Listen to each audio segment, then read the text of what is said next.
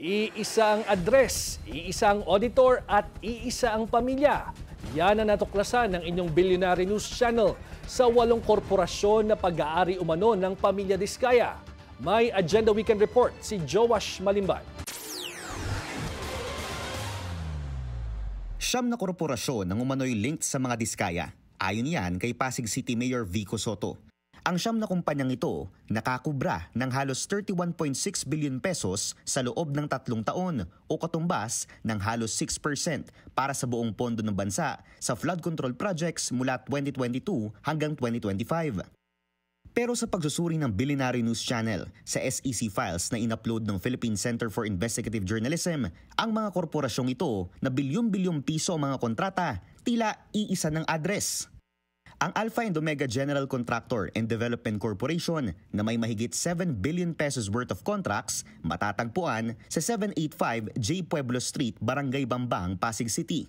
Ang St. Timothy Construction Corporation na mahigit 7 billion pesos din ang nahawakang kontrata matatagpuan naman sa 793 F. Manalo Street Corner, J. Pueblo, muli sa Barangay Bambang, Pasig City.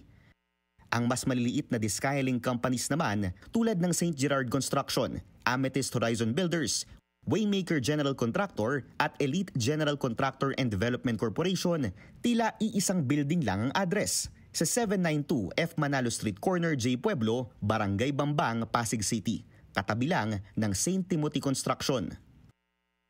Sa pagsusuri ng Billionaire News Channel sa mga dokumentong ito, napag-alaman namin na tila iisa lang ang auditor ng lahat ng kumpanya na link sa mga Diskaya. Isang CPA lawyer na nagngangalang Conrado Conrad Briones.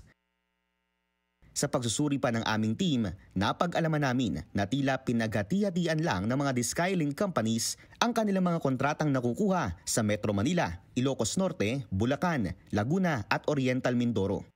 Ayon sa aming mga kinonsultang legal experts, posible itong mag-violate sa ilang mga batas tulad ng Government Procurement Reform Act at Philippine Competition Act sakaling mapatunayan na nagkaroon ng bid rigging. Ayon kay Bicol Saro Party List Representative Terry Ridon, magkakaroon ng isang congressional hearing sa September 2 bilang parte ng investigasyon sa umano'y maanomaliang flood control project sa Bulacan. Ito ay matapos magalit ang Pangulo sa ilang palpak na proyekto, kabilang na ang isa na hawak ng mga Diskaya. We will be able to determine accountability on the first hearing alone, no, dito po sa ghost projects at kahit po doon sa 2 substandard projects po sa Kalumpit, Bulacan. Kasi malinaw naman ho kung sino ho yung kontratista na involved po dito. Malinaw ho kung sino ho yung mga DPWH engineers at officials na involved po dito.